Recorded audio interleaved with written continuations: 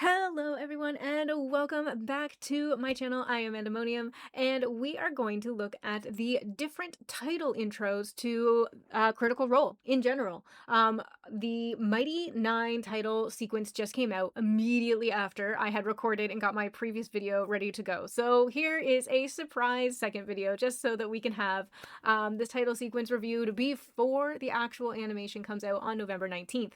So without further ado, we are going to jump in. That's a lie, I'm going to do. So we're not just going to look at that title sequence, we're going to look at the Campaign 2 title sequence and a couple other ones because I believe Campaign 4's title sequence also just came out, which is really exciting. So now, with the adude, we will jump in. I'm going to check out, I'm so ready guys, this is going to be spoilers for me. We're going to check out some iconic famous, I don't know, I'm not qualified to tell you what these are. I'm going to check out some title sequences and we are going to enjoy them together. So let's jump over. Boop. All right, this is the first one we have. I think it's Campaign 1, so I think this is about to be spoilers for us, but I thought we would do it in order so we can see the production change over the years. So let's jump in and see what's happening.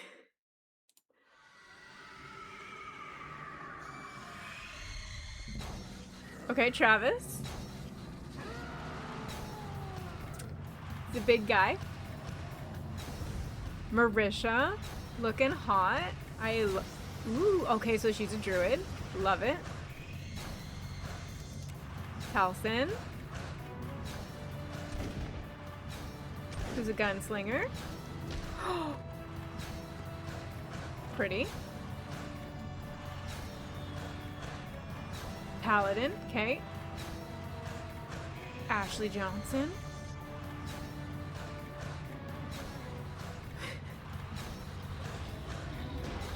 Oh, the CG.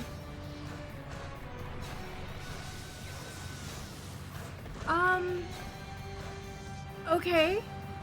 Sam. Liam. Rogi, okay. Laura! Oh, she's an elf. Matthew. Oh.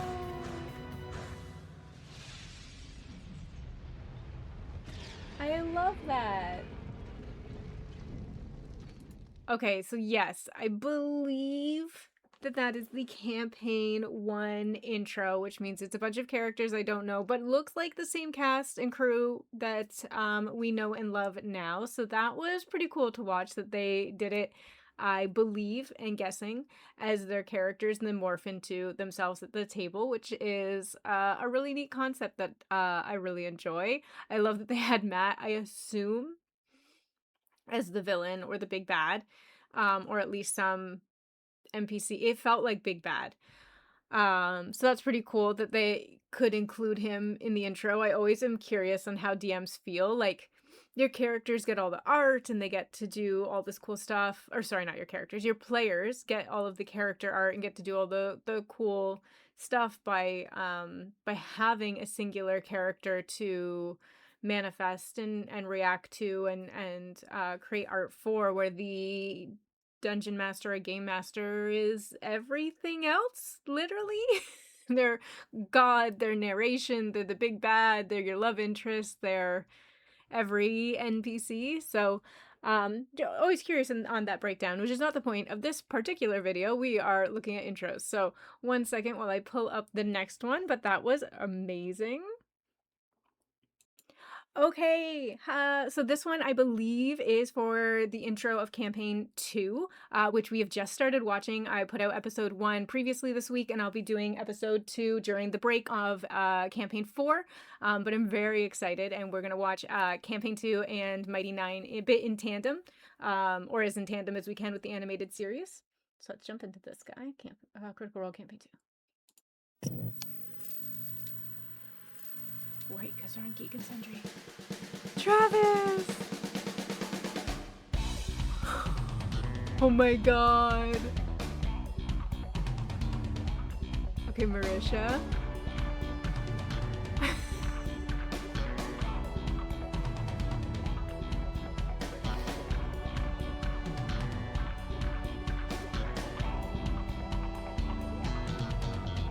Oh, oh my god, her face!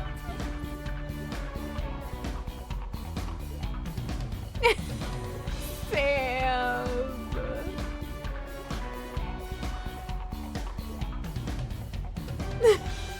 This is fantastic!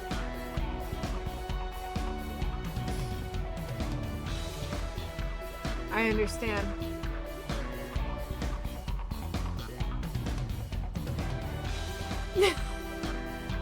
Oh my god, okay.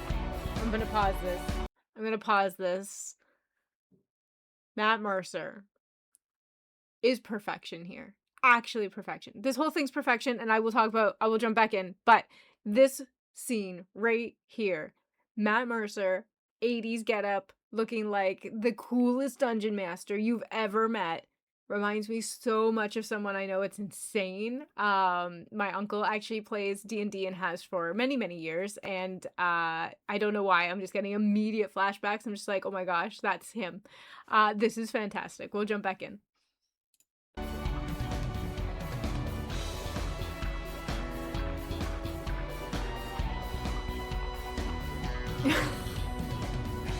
I could have just let it finish, but I didn't. Okay, that's fantastic. What a great intro. So, since I've actually seen episode 1 and nobody knew who each other's characters were yet, this makes perfect sense that you would just do a D&D TTRPG, like just a generic intro with the people, with the right heart and soul of like, this is them playing RPGs together, and when it would have been popular in the 80s when they were younger, and that's when it hit them.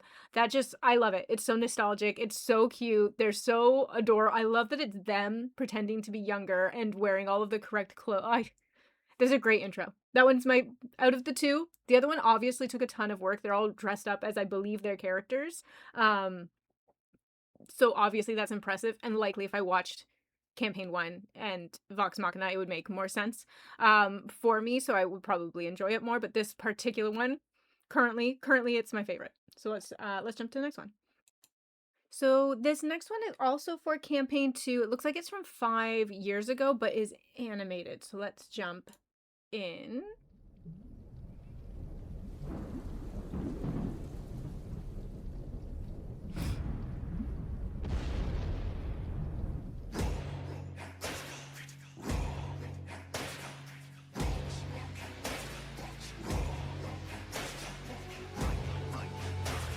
Okay. Oh no! The adventure begins. They were always beside you, your nerdy best friends, and the DM to guide you, and they rise from the flames for the battles ahead. My God! Beware, 'cause you're about to be dead. Mimic! They got magic and flair. They got falchions and cunning. They don't see over there. There's a monster incoming. Inspiration is Who are you? Oh my God, fungal! Oh no, guys.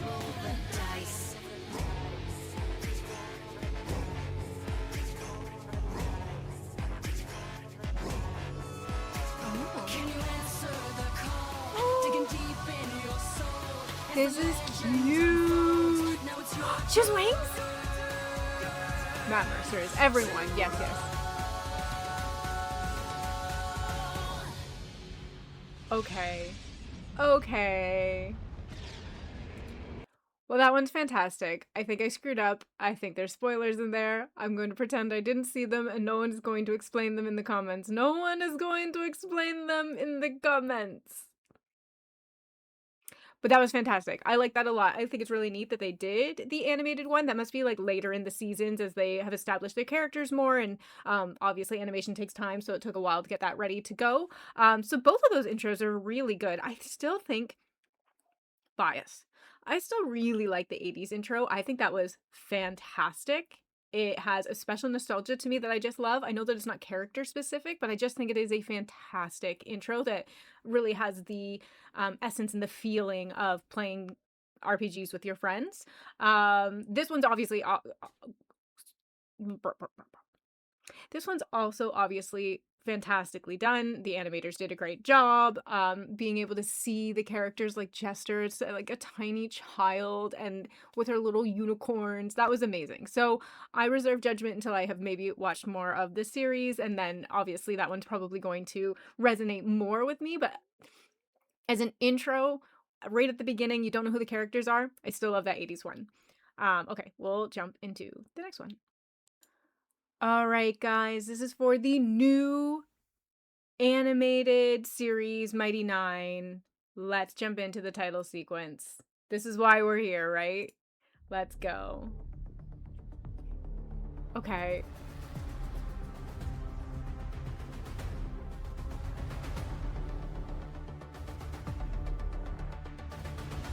Fantastic. Oh no! Oh no. Okay, so a lot of these shots are similar vein. Wait, did we...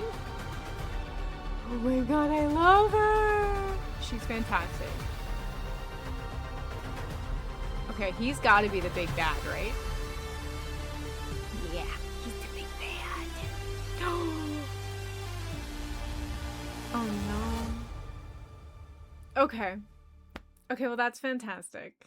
No, we're gonna pause it. We don't want to watch nothing. That's fantastic. Actually, can I rewind? There we go.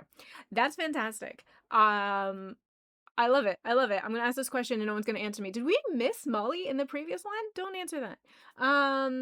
Interesting. But a lot of those scenes were similar, like Bo's fighting scenes, some of Fjord's scenes with the shipwreck, all looked very similar. So that's really interesting, and I'm curious.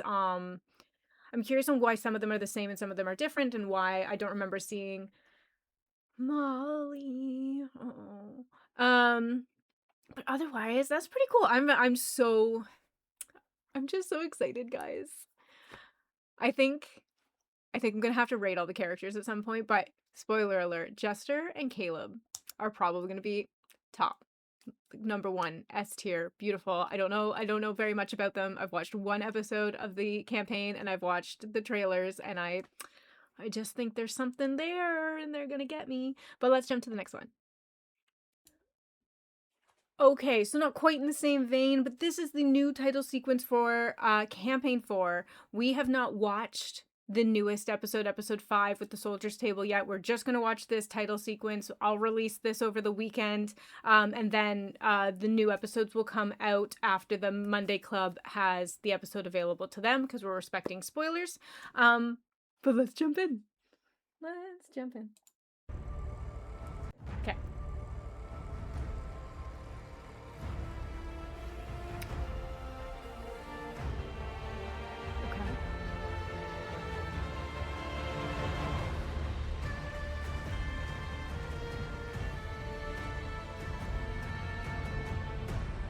Okay. Very theatric.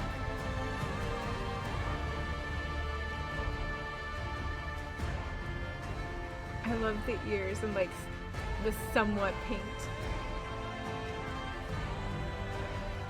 Okay.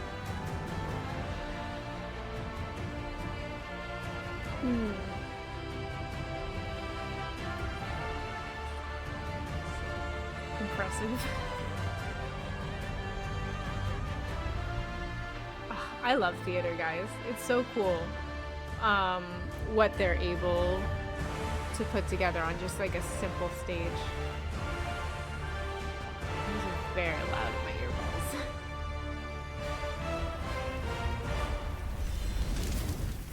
earballs. Okay, amazing. Oh, there's more.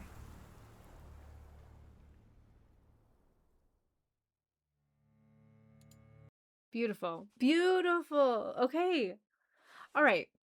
I think that one is very impressive. I love the theatrics of it. I love that it's on a theater, which really goes with Hal's storyline and the theater they're building, which might maybe be a bigger part of the story later on, since we're painting it with magical paints that the Aussie left us and we know nothing about.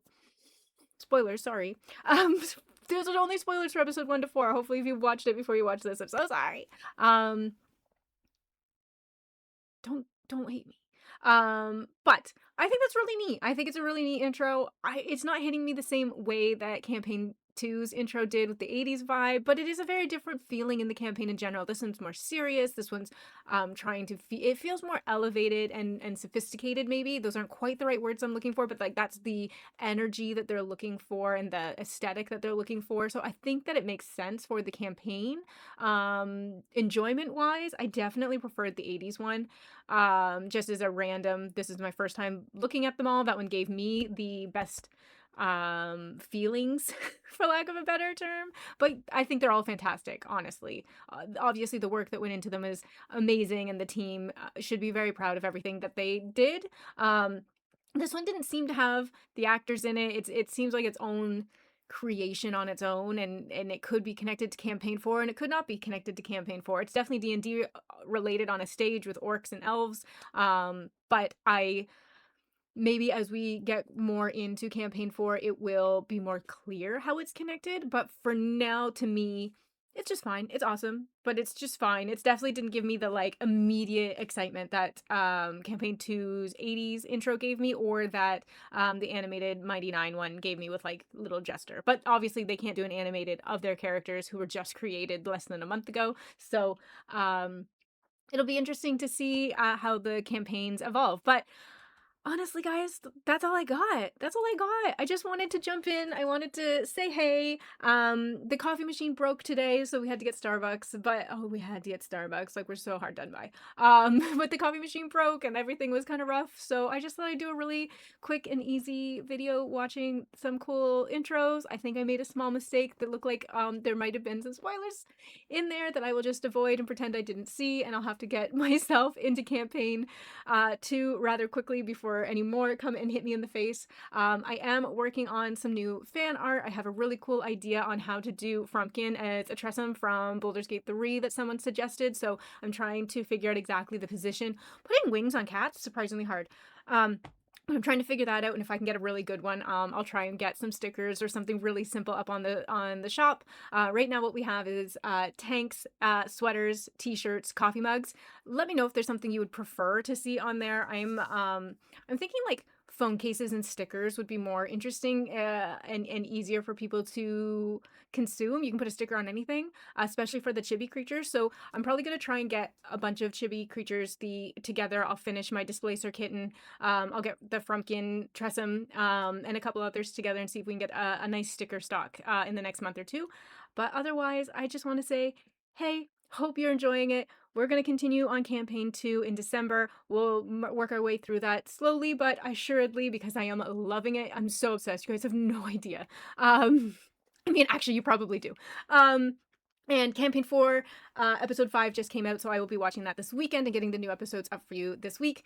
And I just want to say thanks to everyone who made purchases on the Etsy store, who's come to support me. The channel is just taking off and it's been fantastic, and everyone has been so absolutely lovely in the comments and in the Discord, so thank you again. If you like this content, please like, share, and subscribe, and let me know what else you want me to check out. In the posts I have always suggestions open on Sundays. If you have anything you want me to check out, I'm making a Critters Reco playlist, and I will slowly be working through that as I get through the different campaigns. And I appreciate you guys, and now I need to end the video without being awkward. Haha, coffee.